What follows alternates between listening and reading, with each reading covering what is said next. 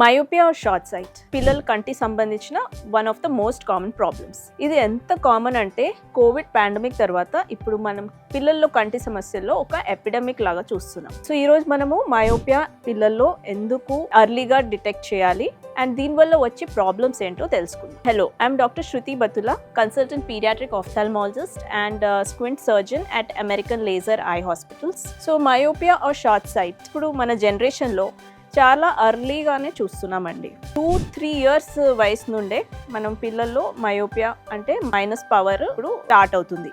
ఇది ఎందుకు ఇలా అవుతుంది? మనం ఒక డిజిటల్ ఎరాలో ఉంటున్నాం. అంటే పిల్లలు 2-3 ఇయర్స్ వయసు నుండే టీవీ, ఫోన్, మొబైల్కి అలవాటు పడిపోతున్నారు. దీనివల్ల మైనస్ పవర్ అనేది ఎర్లీగా వస్తుంది, ఇంకా ఫాస్ట్గా ప్రోగ్రెస్ అవుతుంది. సో ఇలా అవుతే ఏంటి problem? So every year glass power change అవుతుంది. దీనికి మనం గ్లాసెస్ చేంజ్ చేసి వాడుకుంటాం.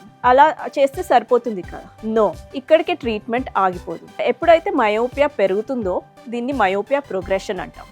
ఈ మయోపియా ప్రోగ్రెషన్ మనకి -6 పవర్కి రీచ్ అయినప్పుడు మయోపియా రిలేటెడ్ కాంప్లికేషన్స్ వస్తాయి. అంటే వెనకాల రెటీనా అనే పొరలో వీక్నెస్ స్టార్ట్ అవుతుంది. ఎర్లీగా క్యాట్రాక్ట్స్ రావడము, ప్రెషర్ రిలేటెడ్ ప్రాబ్లమ్స్ అంటే నర్వ్ డ్యామేజ్ అవ్వడం స్టార్ట్ అవుతుంది. సో దీనివల్ల మనకి విజన్ ప్రాబ్లమ్స్, రివర్సిబుల్గా ఉండే మయోపియా ఇర్రివర్సిబుల్ విజన్ ప్రాబ్లమ్స్కి దారితీస్తుంది. దీన్ని డిటెక్ట్ చేయడము అండ్ ప్రోగ్రెస్ అవ్వకుండా కాపాడుకోవడానికి ఎలాంటి మన దగ్గర ట్రీట్మెంట్ ఆప్షన్స్ ఉన్నాయి, ఎలాంటి డిటెక్షన్కి మొడాలిటీస్ ఉన్నాయి తెలుసుకుందాం. మనకి అమెరికన్ లేజర్ ఐ హాస్పిటల్స్లో మయోపియా మాస్టర్ అని ఒక అడ్వాన్స్ టెక్నాలజీ మషీన్ ఉంది. ఈ మషీన్ ద్వారా మనం ఏం తెలుసుకోగలుగుతామంటే ఒక చైల్డ్కి మయోపియా వచ్చినప్పుడు ఆ బాబు ఏజ్ 18 ఇయర్స్ అయ్యేంత వరకు ఎంత మయోపియా పెరుగుతుంది, అంటే మైనస్ పవర్ ఎంతవరకు పెరుగుతుంది. సో మనం ఒక ట్రీట్మెంట్ ఇచ్చినప్పుడు అంటే myopia control glasses or eye drops ఇచ్చినప్పుడు ఎంతవరకు ఆ ప్రోగ్రెషన్ అనేది కంట్రోల్ చేయగలుగుతాము.